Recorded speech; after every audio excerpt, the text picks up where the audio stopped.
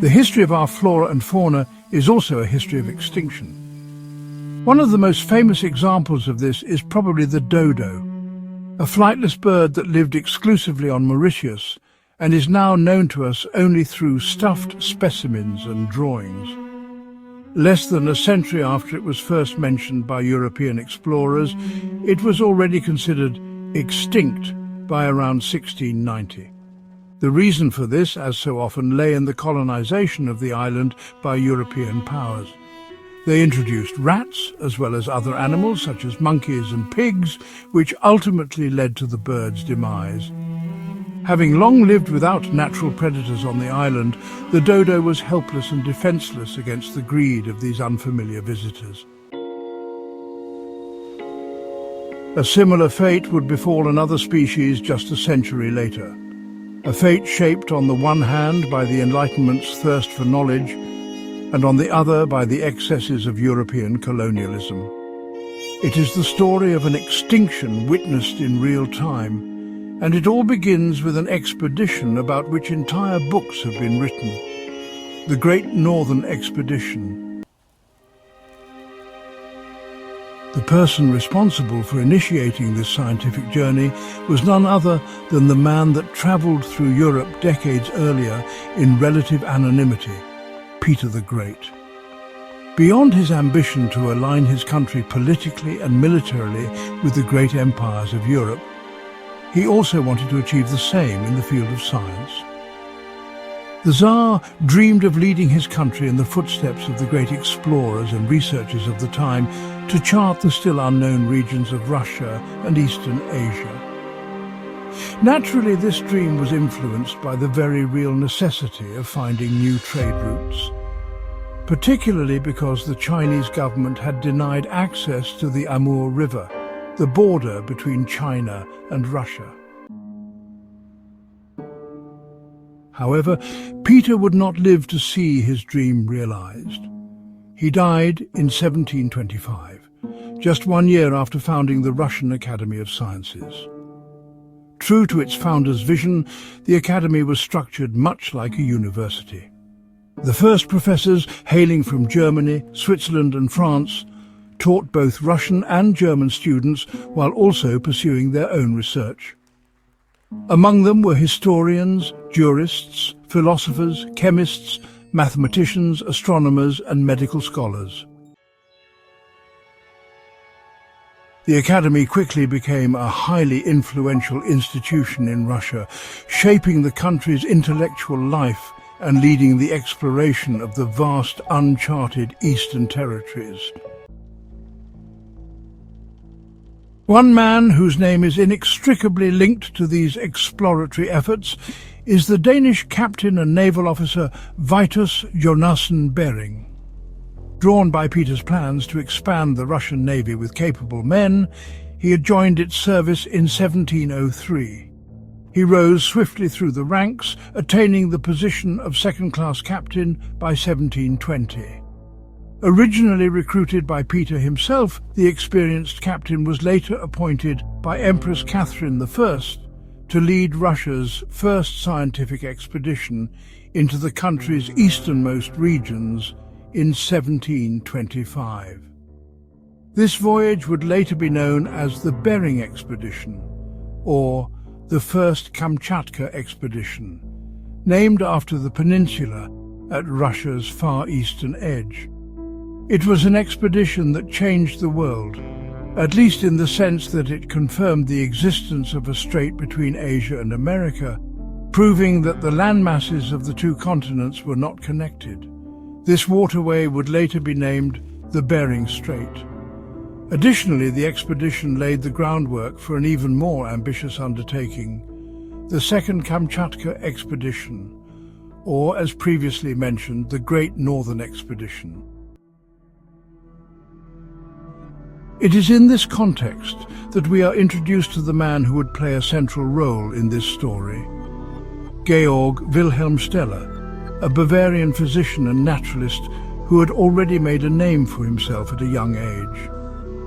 After working as a botanist at the University of Halle, and later as an independent researcher in Berlin, he was drawn to St. Petersburg. The city's Academy of Sciences still enjoyed strong support from the imperial court and had the kind of budget that attracted ambitious young scientists like Steller. Although Steller was known for being difficult and arrogant, he quickly impressed with his meticulous scientific approach.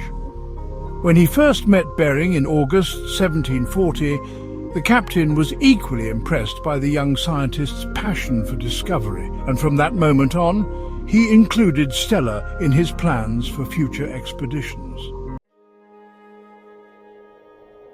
By this time, Bering had already been tasked, back in 1730, with organizing the Second Kamchatka expedition, which finally launched in 1733 after years of preparation.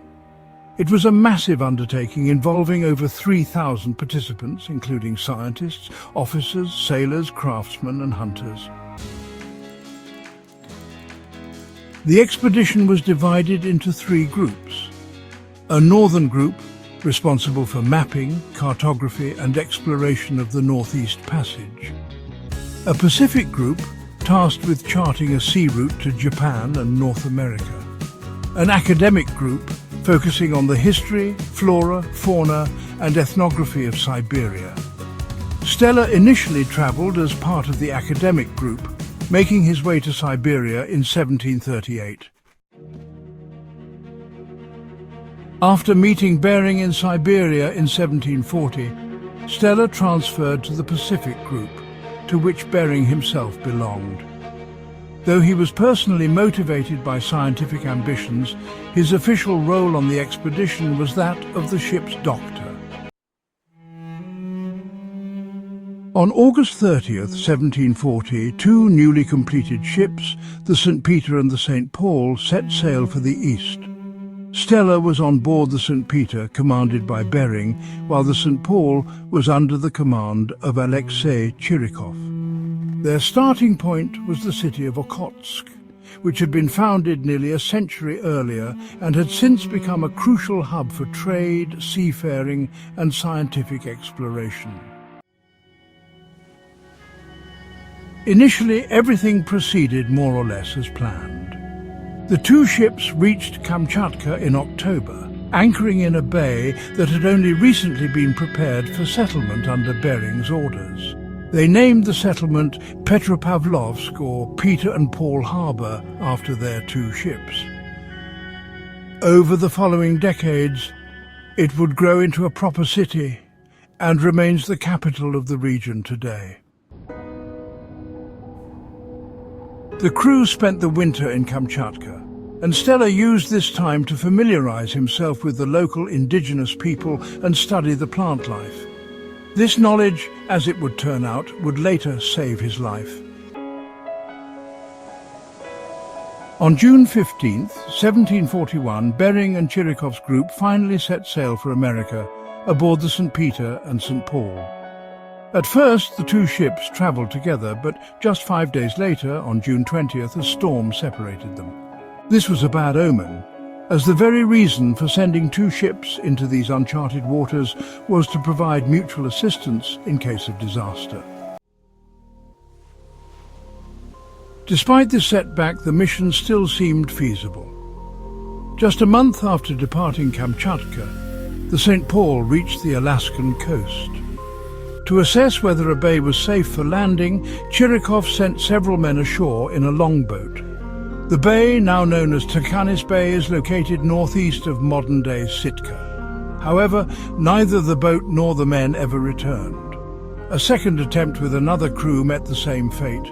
With 2 boats and 15 men lost, Chirikov suspected they had encountered indigenous people and had been killed. On July 27th, facing dwindling provisions, Chirikov decided to return to Kamchatka. Meanwhile, Bering's St. Peter had also reached Alaska, but further northeast near an island now known as Kayak Island. Unlike Chirikov, Bering successfully landed. Steller, finally able to conduct field research, eagerly observed the local marine life, but under strict limitations, Bering allowed him only 10 hours ashore. Steller's excitement at being the first scientist to set foot in Alaska was short-lived. Soon, the crew of the St. Peter fell victim to a sailor's greatest nightmare, scurvy, a disease that had claimed more lives at sea than all naval battles combined. Even Bering himself, now suffering from scurvy, was confined to his cabin. With the crew rapidly deteriorating, they were forced to turn back.